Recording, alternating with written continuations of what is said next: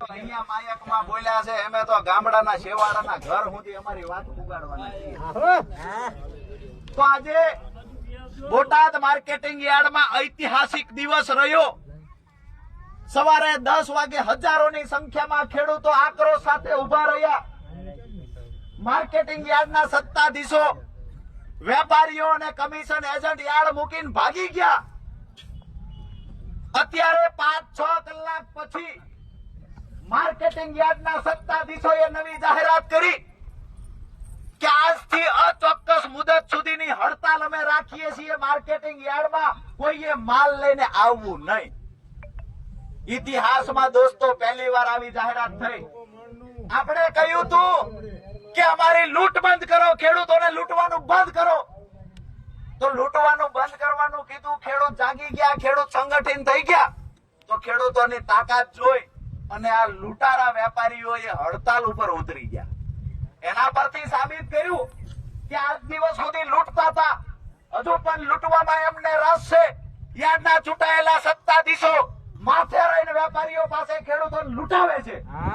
આજે જે એમને જાહેરાત કરી છે કે ભાઈ ચોક્કસ મુદતની હડતાલ પર વેપારીઓ ઉતર્યા છે, બોટાદ માર્કેટિંગ યાર્ડમાં કોઈએ જણસ લઈને આવવું નહીં, આવી જાહેરાત કરી છે। એની સામે અમારા ખેડૂતોએ મન બનાવી અને નક્કી કર્યું છે કે આવતા સોમવારે, આવતા રવિવારના દિવસે, આજે શુક્રવાર છે, કાલે શનિવાર અને રવિવારના દિવસે બોટાદની અંદર મહા કિસાન પંચાયત થશે। આ બધા ખેડૂતોએ નક્કી કર્યું છે, એક આંકલો કરીને હા પાડ્યો।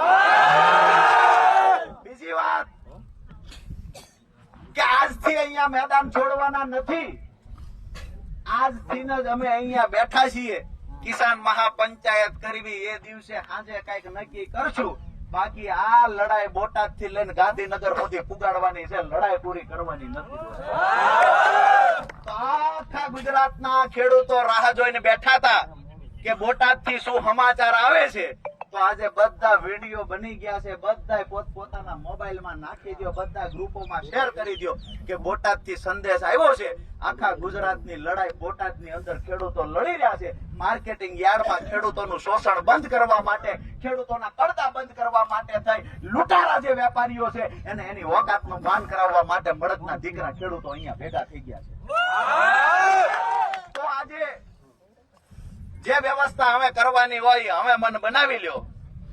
ઇન્જેક્શન ઉપરા ઉપરી દીધા, પારમો વાળ્યો નથી, ઇન્જેક્શનમાં કઈક તકલીફ આવી અને